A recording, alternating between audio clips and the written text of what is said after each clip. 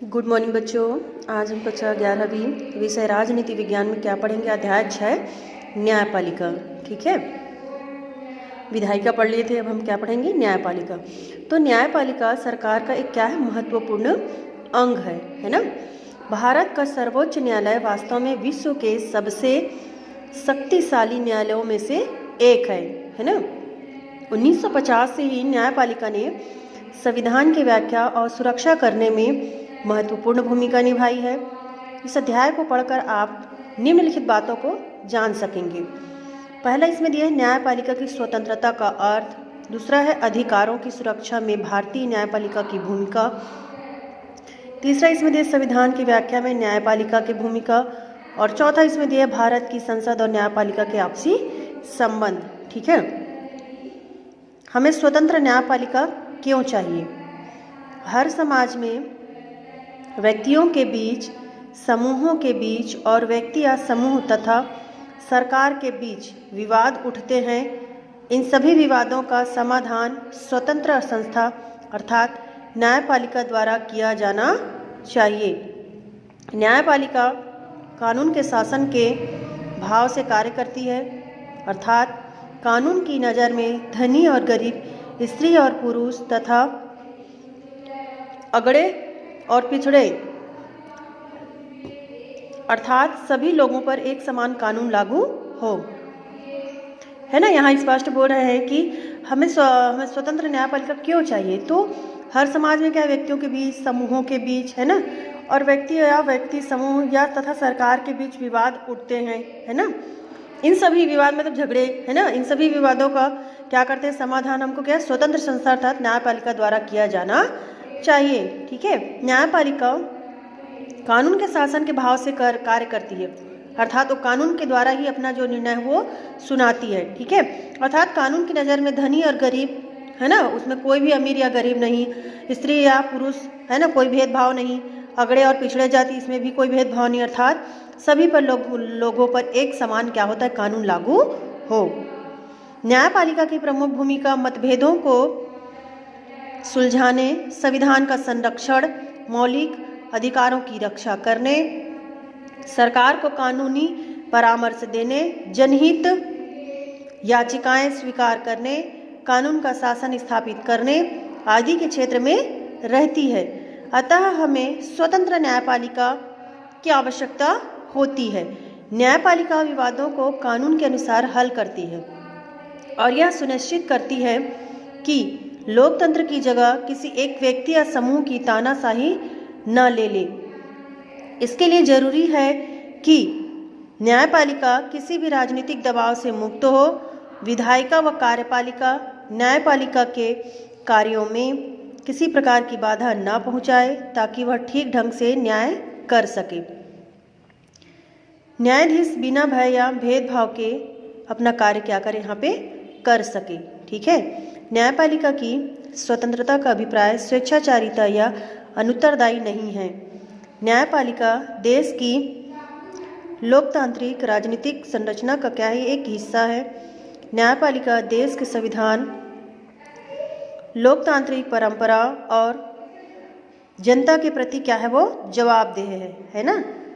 मतलब यहाँ पे स्पष्ट बोला गया कि न्यायपालिका क्या है? स्वतंत्रता का अभिप्राय स्वेच्छाचारिता या अनुत्तरदायी नहीं है ना, उत्तरदायी नहीं है। और न्यायपालिका देश की क्या है? लोकतांत्रिक राजनीतिक संरचना का एक हिस्सा है। न्यायपालिका देश के संविधान, लोकतांत्रिक परंपरा और जनता के प्रति वो क्या है? जवाबदेह है। अब देखेंगे यहाँ पे हम कि भारत में न्यायपालिका की स्वतंत्रता सुनिश्चित करने वाले प्रावधान क्या क्या है। तो एक स्वतंत्र न्यायपालिका ही निष्पक्ष न्याय प्रदान कर सकती है। अतः भारतीय संविधान के द्वारा न्यायपालिका की स्वतंत्रता के लिए निम्नांकित व्यवस्था की गई है। तो इसमें सबसे पहला क्या है? निष्पक्ष न्याय, मतलब किसी के भी पक्ष में नहीं, है ना, जो गलत है वो गलत है ना। अमीर गरीब यहाँ जाति भेदभाव नहीं है ना। तो सबसे पहले न्यायाधीशों की नियुक्ति। तो भारत में उच्चतम तथा उच्च न्यायालयों के न्यायाधीशों की नियुक्ति राष्ट्रपति के द्वारा मुख्य न्यायाधीश एवं अन्य न्यायाधीशों के परामर्श से किया जाता है। दूसरा इसमें दिए वेतन व पर्याप्त एवं संसदीय नियंत्रण से परे न्यायाधीशों की प्रतिष्ठा बनाए रखने के लिए उन्हें पर्याप्त वेतन तथा अन्य सुविधाएं दी जाती है। वित्तीय संकट को छोड़कर अन्य किसी स्थिति में उनके वेतन भत्तों में कटौती नहीं की जा सकती। संसदीय नियंत्रण से न्यायपालिका को स्वतंत्र रखने की क्या है यहाँ पे व्यवस्था की गई है। तीसरा यहाँ पे दिया है पद की सुरक्षा। तो भारत में न्यायाधीशों का कार्यकाल दीर्घ होता है, मतलब लंबे काल तक, है ना। लंबा, दीर्घ मतलब लंबा। उन्हें साधारणतः पदच्युत नहीं किया जा सकता। पदच्युत करने के लिए संसद में महाभियोग, उसको महाभियोग लगाकर ही उसको हटाया जा सकता है ना। महाभियोग का प्रस्ताव पारित करना होता है जो काफ़ी कठिन होता है। ठीक है। चौथा इसमें दिया नियमन हेतु नियम बनाने की शक्ति। तो सर्वोच्च न्यायालय की कार्य प्रणाली के नियमन का अधिकार स्वयं सर्वोच्च न्यायालय को प्राप्त है। पांचवें से उन्मुक्तियां। तो सर्वोच्च न्यायालय के निर्णय तथा कार्य आलोचना के परे हैं। संसद सर्वोच्च न्यायालय के कार्यों एवं कर्तव्यों की समीक्षा नहीं कर सकती। छठवां इसमें दिया वकालत पर प्रतिबंध। तो अवकाश प्राप्ति के पश्चात सर्वोच्च या उच्च न्यायालय के न्यायाधीशों अधीनस्थ न्यायालयों में वकालत नहीं कर सकते। ठीक है। अब यहाँ पे दिए भारतीय न्यायपालिका उच्चतम न्यायपालिका।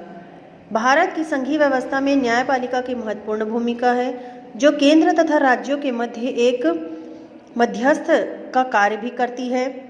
अन्य राष्ट्रों के प्रतिकूल भारत की न्यायिक व्यवस्था इकहरी और एकीकृत है ना। इकहरी नागरिकता और एकीकृत नागरिकता है जिसका सर्वोच्च शिखर पर भारत का उच्चतम न्यायालय है ना। उच्चतम न्यायालय मतलब उसको बोलते हैं इंग्लिश में सुप्रीम कोर्ट, है ना, जो कहाँ है हमारे दिल्ली में। उच्चतम न्यायालय की स्थापना, गठन, अधिकारिता, शक्तियों के विनियमन से संबंधित विधि निर्माण की शक्ति भारतीय संसद को क्या है यहाँ पे प्राप्त है।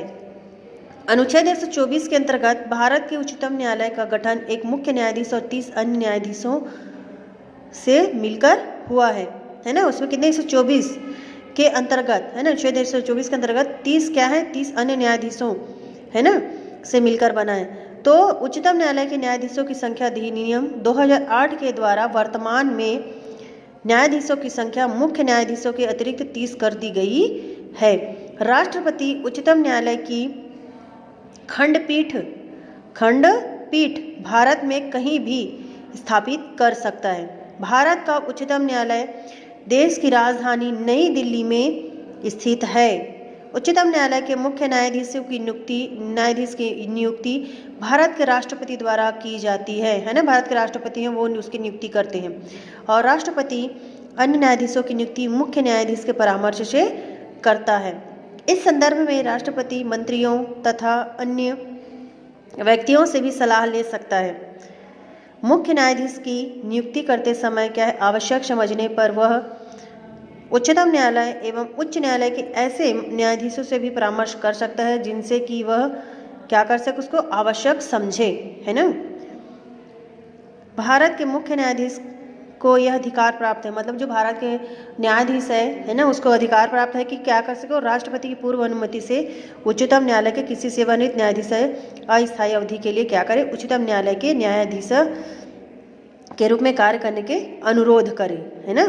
साथ ही यदि स्थायी न्यायाधीशों में गणपूर्ति की कमी है तो भी किसी उच्च न्यायालय के न्यायाधीश को अस्थायी अवधि के लिए, है ना, स्थायी नहीं उसको कभी भी उसको हटा सकते, मतलब अस्थायी अवधि के लिए उच्चतम न्यायालय का तदर्थ न्यायाधीश नियुक्त किया जा सकता है। इसके अतिरिक्त राष्ट्रपति की पूर्व अनुमति से मुख्य न्यायाधीश ऐसे व्यक्ति से भी उच्चतम न्यायालय के न्यायाधीश के रूप में कार्य करने का क्या कर सकता है वो अनुरोध कर सकता है जो उच्चतम, है ना, उच्चतम या फेडरल न्यायालय का न्यायाधीश रह चुका हो।